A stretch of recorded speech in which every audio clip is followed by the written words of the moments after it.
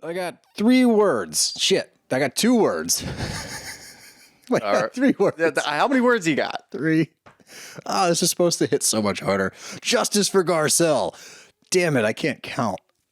I think you said 3 words to start off with. Then I don't know why you dropped it down to 2. I don't know. You okay? No. All right. It's all right. Bros and shows. I gotta have me my bros and shows. Bros and shows. Bros and shows. I gotta have me my bros and shows. Good afternoon, everybody. Welcome back to another episode of Bros and Shows. I'm your co-host, Steele Russell, joined as always by the one and only Reunion Gooter. What's up, dude? Not a whole lot. Just like the cast of this show. Just not a lot going on. Well, I agree. A lot happened this episode. Yeah. I thought this was an important episode because what this episode does is highlight exactly what is wrong with Beverly Hills. Yeah, it's kind of funny because you said that when I walked in today. I had a different takeaway. I was going to take a different approach today because I feel like we've been ragging on it. Not like ripping it apart, but ragging on it because it's been boring. It's been stale. There's not a lot going on. Not a lot to sink our teeth into, which everybody knows about. So I didn't want to spend the whole episode just being annoyed. I'm going to take a look at this, or my approach was, I'm going to look at this like it's not a TV show. This is just a group of women that I've never met before that I get to sit in on and just figure out what their problems are. Okay. If that gets you through it. Whatever helps, honestly. Whatever helps. But yeah, like watching this whole thing play out, watching the Fox Force 5 take control of the group, watching those that are not involved get pushed to the side, watching Bose seemingly start to fall into that trap of Kyle and the Fox Force 5. You literally see the epitome of what has happened to this show over the past 4 or 5 seasons, pretty much since the departure of LVP, if we're going to be honest, where we have this massive shift from a bunch of individual women on a cast doing their thing, interacting, feuding, whatever, turned into 5 women controlling the narrative, controlling what we're talking about, controlling who's cool and who's not, pushing people out, and pretty much making the show whatever they want this show to be, with one person at the helm who was highlighted by Dorit this episode of having a direct line to the producers. Mm-hmm. So this show has lost its luster because it was turned over to the Fox Force 5. Yeah, it was. And they're going to have a problem on their hands. Right now, it's not a problem for them because they're looking at the ratings, and their ratings are just as high as anything else that's doing pretty well right now. Yeah. But that is sort of, it's the audience that was grandfathered in, the audience that really enjoyed Beverly Hills, that Beverly Hills was the gold standard for these shows. And they still tune in every single week and talk about it and think about it and whatever. And even if it's just mindless television for them, it's contributing to ratings that's allowing Bravo to just continue to let this happen. And it is such a stark contrast to good housewife shows. Oh my God, yeah. Where things are actually going on and we actually care if people become friends again or enemies. In this, it's like we already know how it's going to play out. It's very predictable. Even going into it, you're like, oh yeah, maybe we'll get a little bit more into like the Kyle and Dorit because there's information, there's footage, there's so much going on here where people were talking about Dorit. Nope, actually what we're going to do is we're going to go after the same people. And I'm not going to sit here and just act like, oh yeah, Garcelle and Sutton are completely on their own on an island somewhere, which they are. But I'm not going to defend them necessarily. I'm just going to say it's really annoying to watch. I'm going to defend Garcelle as we get into that. I'm not going to defend Sutton because I don't think that she deserves it. Garcelle, I disagree. I do think that she deserves justice, like I said, because watching this play out at the end, it was, and I'll save most of my spiel for when we get to the end. But watching it play out, it's like, all right, now what are you guys going to do? Now it's literally whatever the rest of the group wants this show to look like, because the one person that has not had an issue speaking up and speaking out is now leaving the show because of her treatment at this reunion. And you're seeing the preliminary events here. I think it's going to escalate more as it goes on because there is that scene of her just walking off. Yeah, she does walk off, and it is kind of funny because she starts off this episode by saying, I hope we get a cast picture. Foreshadowing. Yeah. And I do wonder if this was somewhat premeditated, if she didn't see it coming. Because at the end of the episode, she did say, I didn't really expect it to go that way. I thought something was going to be on the hot seat, but here I am. So I do wonder if some of that was like, you know what? I don't need this. I don't want to do it anymore. I'm going to go into this because it looked like Garcelle had a pretty different attitude going into this. She looked like she was like, look, let's just go into this. Let's squash some shit. Yeah. Let's air it out. And then we'll all have a picture at the end. Mm-hmm. That being said, was in the back of her mind, like, if this goes to shit like the last 2 years, I'm fucking done. Yeah. And obviously there's also rumors in the back of Bravo wasn't going to ask her back. Her contract was up. Her contract could have been up. I'm still pretty sure that they would want her to come back. I don't see why you would ask her to not when you look across the board of who else is on this show and what they're currently bringing. That's the funniest part when we get to the end. The people that are challenging her, I'm like, what the fuck have you done? Yeah. But I'll save it. Well, it's tough too, because if you look at the cast, and we already know that Garcel's out, so we look at the cast as a whole. Without Garcel there, you've got Sutton out there. If she chooses to come back, which she probably will, but like it's not in her best interest to actually come back to this show, because now she's just going to be out there by herself, and Tilly's not going to be able to help her that much if they bring Tilly back. It's just going to be more of the same, but it's going to be a lot worse because Garcel's not there to speak up on anyone's behalf. Yeah. So I don't know. And if you're a Bravo executive and you're watching this, or you're watching the reunion, not this, if you're watching the reunion, you are shitting your pants. You have to be, because this is a bad product. It's not good. You're shortly celebrating. She's like, everyone's going to watch this because they know Garcel's leaving. The only way that you can pick this show back up and get it back on track. It's not going to happen. Oh, I know it's not, but that would work, because then you all know what I'm saying too. I'm not going to say her name until it gets to the point where it hits the hardest. But let's say with the departure of Garcel, now Sutton's solo. So you promote Tilly. That's easy. You promote her so Sutton at least has some support, and you bring her back. Bring back LVP to go against the Fox Force 5. Sutton will gravitate towards powerful women. That's her whole hold up with Kyle. Put LVP there. Sutton will gravitate towards LVP. You got LVP, Tilly, Sutton. But the big thing there is Lisa Vanderpump is not going to back down from these idiots across the room. She will stand up and she will be heard, whereas Garcelle just keeps getting pushed to the side because she's not falling in line, which is fucking stupid. That's the only thing that differentiates this show from watching 5 women who get along really well and to listen to Kyle just sit around and redecorate their homes. Yeah, that's pretty much what's going to happen. Or they'll just add a newbie in there, and that newbie will gravitate towards the people who have been on the show for the longest. Correct. We've seen it too many times. We know how this goes. So the one person that was, the antithesis of Kyle Richards, if you will, is now going to be gone. So we have nothing. Nobody's going to want to watch this. And the fucking stupid. Put it on pause. This is like prime pause. If they pause it, at least get people who need that paycheck to be like, oh, shit. Fuck yeah. Get Dorit and Erica sitting Light there a like, fire. oh, I thought that we were just good. I thought we were goofing. I thought we were doing this, and I was just going to be able to collect a paycheck. Ooh, God. Whoops. Yeah, but you know what? Let's jump in. What I do appreciate about this reunion, very segmented, very well. We one topic at a time. Not a lot of jumping around. Makes my note taking very easily. This was to be taking notes on. Still doesn't work, but all right. Nope, don't do it. Okay, fine. They all arrive, and we get, the preamble of people getting ready. Nothing really big was dropped there. But I will say, and this isn't just bias because I'm standing up for this episode, but I thought Garcelle looked the best. I give her... without a doubt. I give her number 1 for dress. I had Erica number 2, but she doesn't even know who designed her she dress. She fucking knows. Whoever that designer is, she just dogged. Yeah. She knows it. You don't get a dress designed personally and then forget who did it. So my thought process, I know she had that shit with the designer last year, right? Like that was that whole thing that she owed a bunch of money. Yeah. Something tells me that she somehow got that designer to design this dress, and as a fuck you for the lawsuit, she's like, I don't remember. I'm sure within a day or two, somebody's going to reach out to that designer. We'll get a comment. Yeah, hopefully. Absolutely, yeah. That's wild. Why would you paid for somebody personally to design this for you? Don't remember I thought it looked great too, which is a great dress. Awesome, by the way, because if that looks great, wouldn't you want to highlight that? No. Not going to do that. Okay, well, you lose points. Yes. You are no longer in second place. Garcelle is clear ahead of the pack. Haircut winner. Everybody else was pretty boring. Pretty ho-hum. Not a lot. Bose brought a different inspiration. I thought she looked good.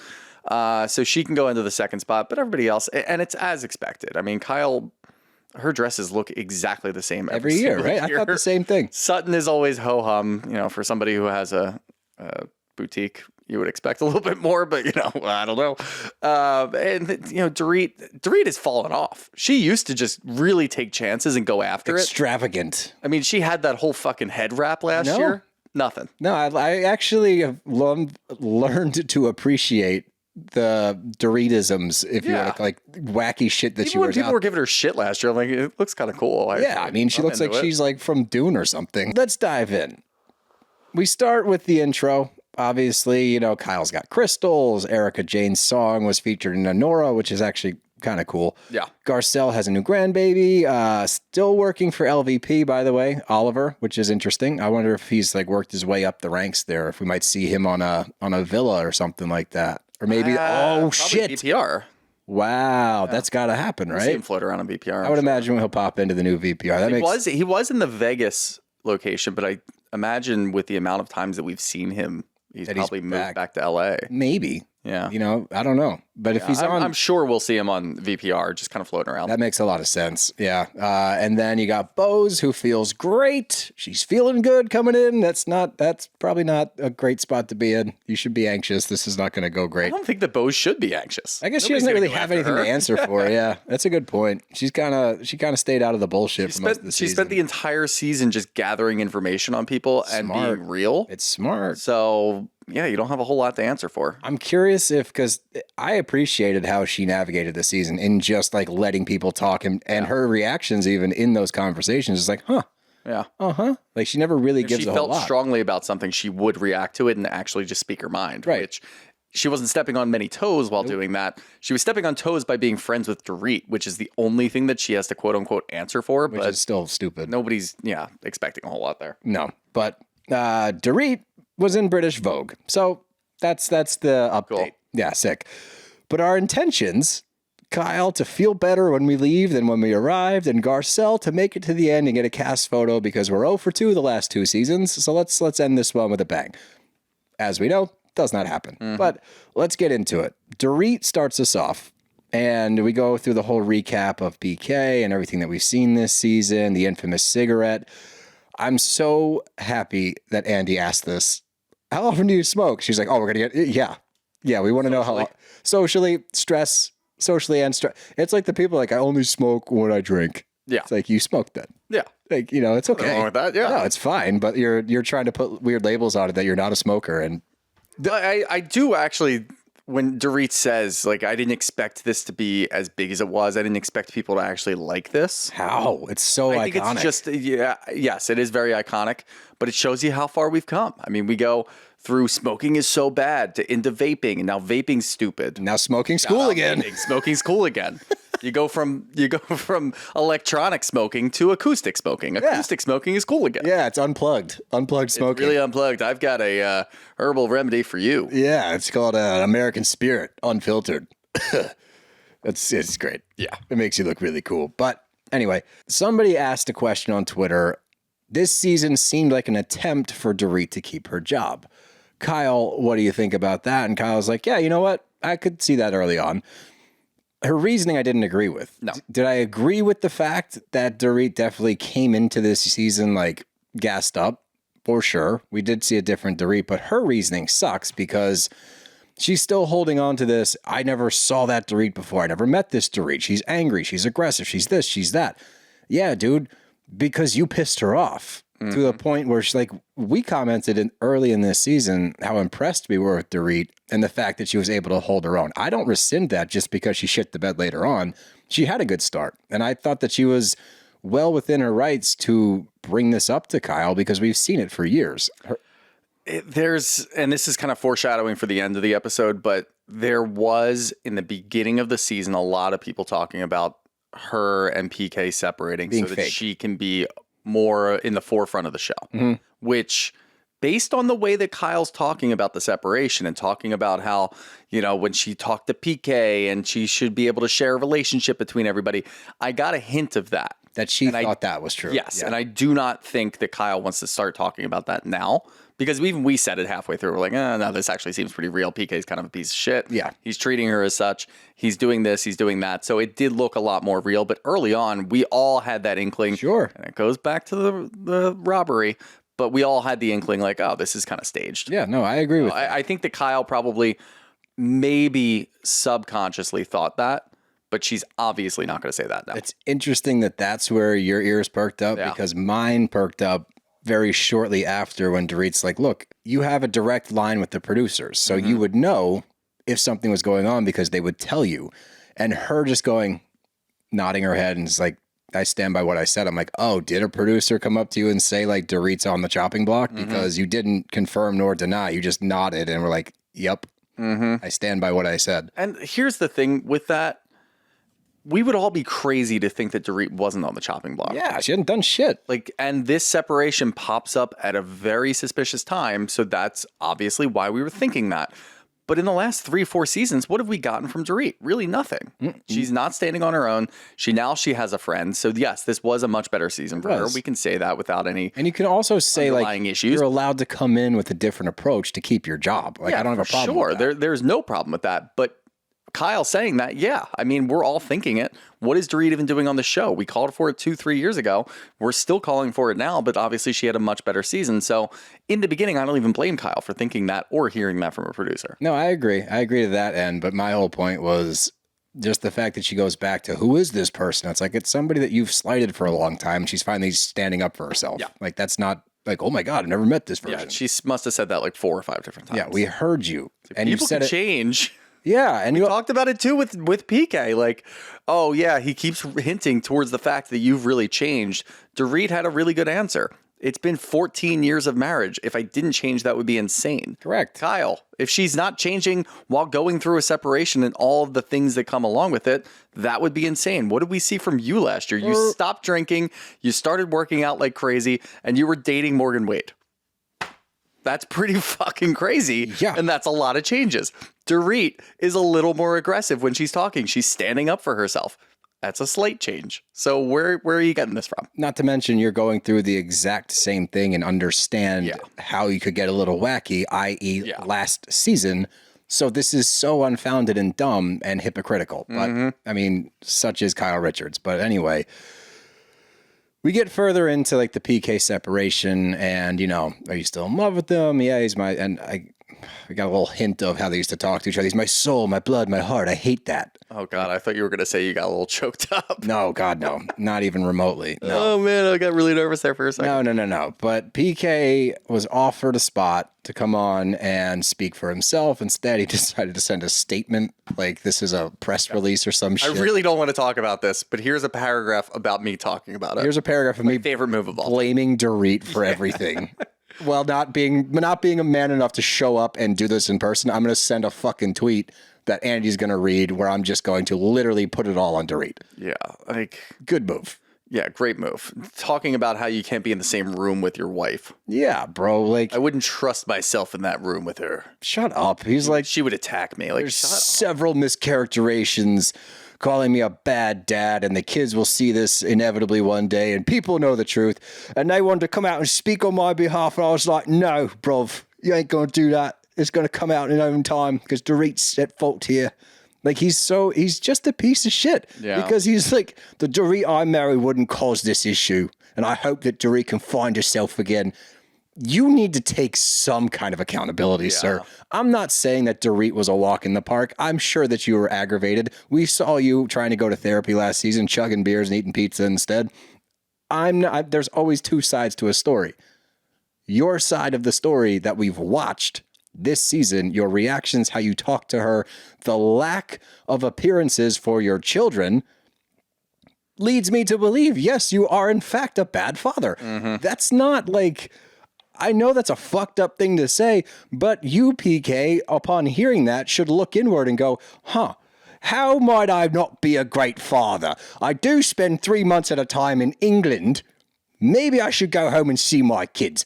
I don't know, dude. That might be a good call. It might make you a better person to just show up for your family instead of Saturday night when you're in town. Yeah. And you're going to defend that you're a good dad? Go fuck yourself. The caveat of when you're in town is crazy. Wild.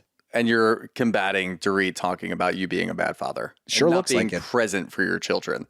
and we find out that you visit your children on a Saturday night. Not even a Saturday. Oh, Saturday Not night. even a whole day. Nope, not a weekend, not alternating weekends. Saturday night when you're around. You would get in fights and fly to Europe. That's not like, it would be crazy if you lived in New York and did that. You live in LA and do that. It would somehow be less crazy if you took the kids and went to Europe. Yes, it would. At least then you'd be like, all right, I'm going to be a present father. But I can't stand I mean, you. it's kidnapping and Sure. sort of. International and Gray, like, yeah. Interpol in there. So Very gray area, but yeah, what are you doing? I don't know. It's just wild that this was his response. Here, bam. Read that, Andy.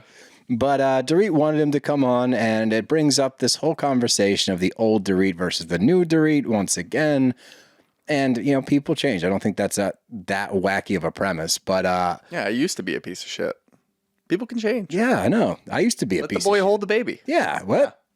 So I think you should leave again. Oh, damn. You made it. You did a good know. reference the other day, too. I know. I forget them. But Andy's trying to dig a little bit more and figure out, like, where are the points of contention? Where did this whole thing fall apart? And it's like, was it the glam? And she's like, yeah, that was part of it. Was it the fame? And I was like, ooh, I've never even thought about that. That's definitely a big part. The fact that she gets recognized before him, the fact that she has a big following, a big fan base, the fact that he used to be somebody when he was Boy George's manager 50 fucking years ago.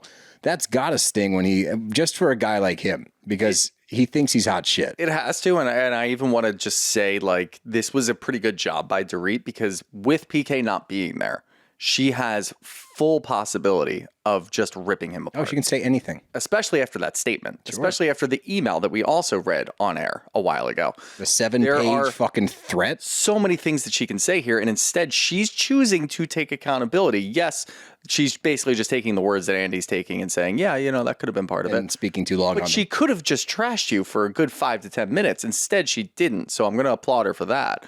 And I guess that kind of shows you where the relationship is and what you're doing versus what she's doing. You're not showing up.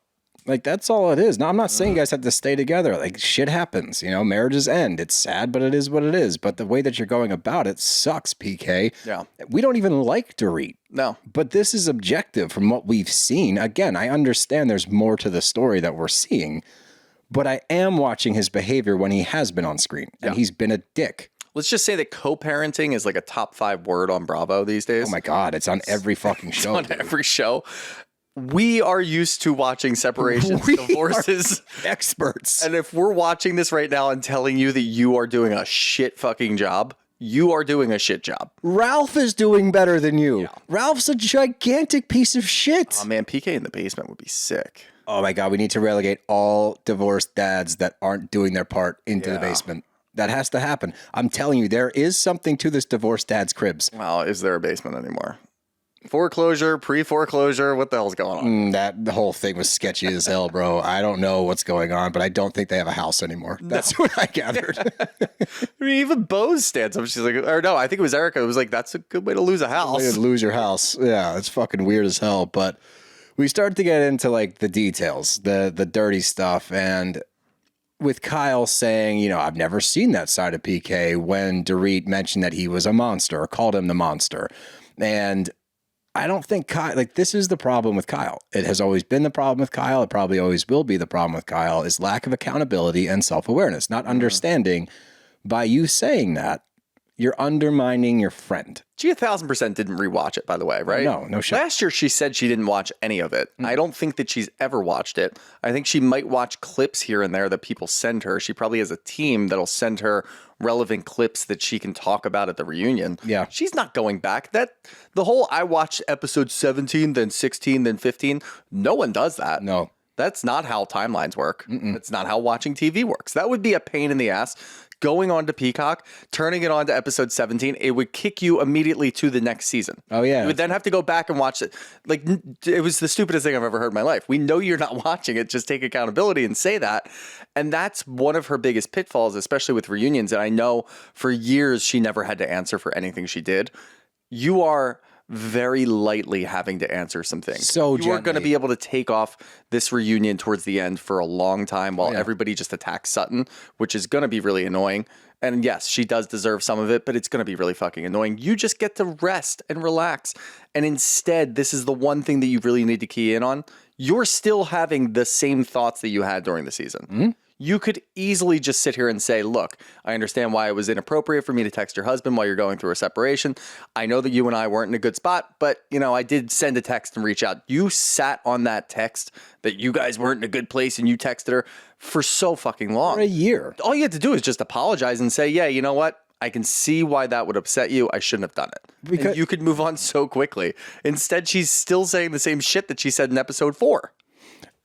And not understanding as she's trying to throw this out like some badge of honor, some like valor medal where she's like, yeah, I texted you. The problem is you texted PK first, dude. That's the fucking problem. The problem is you had a text relationship with her husband whilst she was going through this and you weren't talking to her. You guys have been friends for a long time, despite what your Amazon Live said. We know you've been friends for a long time. Everybody's seen you be friends for a long time. You're texting her husband instead of texting her. That's the fucking issue. And yet you keep looping around to, I texted you and nobody else did. She even calls people out. You didn't text her. You didn't text her. Garcel's like, no, I didn't fucking text her, which is great. But she's trying to throw everybody else under the bus to vindicate herself for reaching out. But again, the problem lies in the fact that you didn't text her first, one, and then two, have carried on a texting relationship with her husband and are still not acknowledging that that was fucked up. Yeah. And how is nobody drawing the parallels between the two situations? Why did not Andy jump in and say, how would you feel if she was texting Mauricio? If she texted Mauricio before you? Because she would sidestep. It's not the same thing. Of course she would sidestep, but still, no one's even coming to that point. No one on the cast did it the whole time. And I think you're right. I think that's why nobody's even talking about it, because we already know what Kyle's going to say. Yeah. So it doesn't really matter. It would just be nice to see the look on her face like, oh, yeah. No, I wouldn't be that upset about it. It would just be different. Yeah. It's a different scenario. But yeah, they all keep kind of, it's a weird approach. It's just a weird approach knowing what she's going. You just heard the statement from PK. All this is telling me is that there's a few women in this room that believe PK over Dorit because she brings up the sobriety thing. You outed him for being an alcoholic. And yeah, that's obviously a touchy subject. And should she have thrown that out there? No, she shouldn't have. That's not how that goes. He gave, like, if that's true, that PK gave her his blessing, like, you can talk about this, it's a little bit of a different story. For sure. She didn't go about it the best way, but she's also going through a fucked up divorce. So, like, whatever. It shouldn't be this sticking point because, again, at the end of the day, this is supposed to be your friend. And yet you keep unearthing reasons why she's in the wrong and PK's in the right. That's wrong. That's a bad Bizarre. friend. It's weird as shit. And that makes me... Again, we talked about it way back where it's like, oh, maybe like, haha, maybe PK and Kyle, which no one fucking thinks that. But what is it with this dude? Yeah, you're not exonerating yourself. Not at all. Way. Why are you defending it? Would be the easiest thing in the world to do. I just don't understand why we're defending PK so staunchly. But Andy taps Sutton, and I think Sutton's going to get fucking skewered next episode, by the way. But he taps her in like briefly and her opinion about PK and Dorit's finances. Like, what do you think's going to happen? She's like, I'm worried about her. Good response. And Dorit's like, you have to have feelings and be conscientious to worry about people. All right, Sutton, don't fuck this up. I worry about all women. Damn it. Fucking damn it. That was so vague and like... I know what she meant to, and this is the most infuriating thing with Sutton. She doesn't say enough. She doesn't use any specific words to elaborate on what she's actually saying. And all of us sitting at home are like, I know what you mean. I know exactly what you mean. You're talking about women going through divorces that are going to get stuck in bad financial situations. That is exactly what you mean. That's all you have to say, verbatim. And everybody would know. And yes, you're still going to get Dorit, and maybe Bose will chime in, and maybe Erica will chime in, because that's what they do, and they just gang up and go after you no matter what you say. But at least then when the audience sees that, they're like, yeah, no, we know what you mean. Okay, cool. Yeah, and stop talking then. Yeah. Don't. And stop being reactionary. That's never going to happen. But like, it's just hysterical to watch this start to like move on, because her question is not bad either. Do you know whose name is on the mortgage? clearly Dorit doesn't because she can't answer the question. So she's like, She took it as a slight. yeah, she's like, well, like, why do you even want to ask It probably me that? was a slight, and that's funny if that is a slight. Yeah. That's okay, because again, you guys don't like each other. So if you do ask her that question, and Dorit does not know the answer, she's prepped for it. She's just gonna attack back. Yep. That's all you have to do is just leave that out there. Do you know it? You just attacked back at me. Just you didn't answer keep the question. fucking hammering it. Yeah. Make her respond instead of throwing it back at you. But if you throw it back at Sutton, then she backpedals. And in this moment, she brings up, because Andy's like, what about when the forensic accountants get involved? And she's like, ooh, they're really tough. They find everything. And she's like, look, I know how this goes. I got divorced and suddenly I had 2 baseball teams. I'm like, that's not the same. Dorit's going to lose everything. You gained $300K a month and 2 baseball teams. Damn it. Like, how did you in your head put this together and be like, this is a good response? I'm going to tell her about all the things I gained from my divorce while they probably on the other side don't have any money to share. Yeah, and this was such a good opportunity again where you could have been shady. That's why I say pick a fucking lane with her. Poke. Because she does this. You get put into a situation where they're all painting you as the villain that says terrible things, that kicks women when they're down. You need to just own it at this point. You're not getting yourself out of that hole. If you throw a little shade in there and say, well, you know, my situation's a lot different. I gained a lot. I had 2 baseball teams at the end of it. You're not going to have that, though. Boom. Done, over. Dorit's going to be so offended. The other women are going to be like, oh, that's such a low blow. You can't do that. Even though they can say whatever the fuck they want. Yeah, but you can't say that. If you leaned into that, Garcelle probably would have laughed. Kyle may have even chuckled a little bit, and you would have been in a better spot. Instead, you just fumble through this, and it looks so bad, and it's so tough to watch. Yeah, you should have just said what you just said and then filed your nails while they're responding and not give them the time of day. But she's too reactionary because she cares too much about what that group thinks. Mm-hmm. That's the underlying everything for Sutton is she cares about that group. That's why she won't leave the show, because in her deluded mind, she thinks that she could end up being friends with all of them. I know. But that's where you get the sketchy house foreclosure comment. No, it's in pre-foreclosure and PK called, but they didn't call back. And that's how PK does business. You don't call him back, he's not going to pay you. It's like hardball in the bank. You That'll can't work. hardball a bank. What? They're going to foreclose. They're not going to take your like request and be like, wait, whoa, you can't take my house. You never called me back. They're going to be like, fuck you. Give me the keys, dude. We offered you a settlement. Yeah. You hung up on us. You didn't call us back. It's in your spam folder. I don't fucking know. But that's not that's not business. We called you, and all we heard was somebody who sounded like Mo in the background screaming at a rave in Greece. Yeah, exactly. Is this what's going on? Okay. Yeah, we just heard. I'll call you back in a week. Yeah, it's fucking crazy, dude. So yeah, I would imagine they don't have much of a house left anymore. That's my call. She says that everything's Much of a fine. house left. Yeah, I don't think there's much of a house left there. It's one of those, what do they call those constructions? Modular. Oh yeah, they're They're like just take pulling it pieces. piece by piece away. Just like deet, deet. That would be great. And then she gets back and it's just a living room. It's just the cabana outside. No, it's just the living room with the weird PK shrine. They left that up. Living room. The glass doors are gone. There's pools there, but they took the water. Yeah. that's Dorit's house now. But we move on and we get to Bose, who, look, she had a stellar season. Great first year. I'm excited for her to come back next year. I didn't love her in this reunion because I don't know. I felt her leaning towards that group, and that group really fucking makes me mad. And I think they've ruined this show, and I don't want her to fall into that. I do believe that she is an independent woman, and once she gets her feet wet in season 2, and once she sees a full reunion, is involved in a full reunion, sees how some of the ladies will sidestep and backtrack, I think it might shift. I have a lot of hope for both. Like just same full on after what we've watched this season. But I do have the same feeling that you do after that Watch What Happens Live with Erica. Yeah. The reunion and the way that she was hinting at the reunion. We know how the reunion's going to unfold because we've watched a Beverly Hills reunion before. Sure. They all end the same way in the last 5-6 years. Nothing has really changed. Sutton's going to get skewered. She's probably going to say some off the wall shit because she's reacting to all of that. Garcelle's going to get pissed off. I think Garcelle's probably going to get pissed off either if she gets dragged into it or whatever. The fact that Bose's takeaway from all of that is, I don't really know where we stand, and kind of siding with Erica and doing all of this. is something that I don't like. I don't love it. Because, again, how do you not just expect Sutton to do what Sutton's going to end up doing the next part, and the fact that Garcelle left, and you're still going to be siding with them? I don't like it. I don't either. It's potentially bad. Yeah. I still have high hopes. I still think she's great. I still loved what she did in the first season.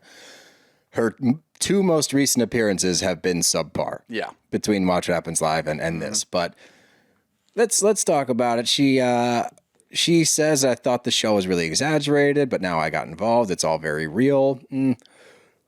Of course, awful news that she lost her house in Malibu. I didn't realize that we filmed in that house. I forgot that because they show that scene with Sutton later. I'm like, oh shit, that which is fucking awful. So that really sucks. That was never before seen footage either. Was that? Yeah. Oh, so I didn't even know that. Yeah, both. Yeah, that and there was another one, but I don't know. The fact that Bose and Sutton were sitting in one-on-one at her house in Malibu and we didn't see it. Why? And we just heard the entire time that Bose hasn't been able to connect with Sutton, but there was a scene. Maybe that scene might have told us more. Could have told us why. It's just so dumb. I mean, I still agree. Like, if they weren't able to connect, I understand why. Sure. I've seen Sutton on camera before. But still, that might, give a little context. I don't know. think, it might be pertinent to the viewers to understand what's going on. Yeah, I could have picked like 6 different episodes where you could have plugged that in instead of what you showed. We had plenty of time. A lot of time. There was no absence of places you could have put that scene. Yeah. But we get a Keely update, and I felt for her here. Like, the response to both Keely being on the show, it was weird. You had a lot of people saying there's red flags. You had a lot of people saying it's great. I don't know why. What is the red flag? That he's single and older? I guess that he's never been married. Like, we didn't see. 50? I didn't see any red. I thought the way he handled the dinner with Lael was great. Yeah. Like, I liked the guy. Yeah. And then when she goes on, when they're talking about the maternity stuff, the IVF and the journey with fertility and all that, she's like, I actually felt some type of way about everybody, in the Bravo sphere, the commenters and everybody having an opinion about my hopes and dreams. Because it's invalidating to her in that she's not thinking this through. Right. Bose is an extraordinarily successful woman. I'm pretty sure, especially given her history of tough pregnancies, she's done her due diligence here to make sure that she can handle this. Would you see people trying to knock her for the fact that she was only at like Apple for a year, then she went to Uber, and then Hulu and Netflix and like all this? It's like, that's what they do. Why is she jumping? That's what chief officers do, by the way. They plug into different spots that they need, and then they leave after 2 years.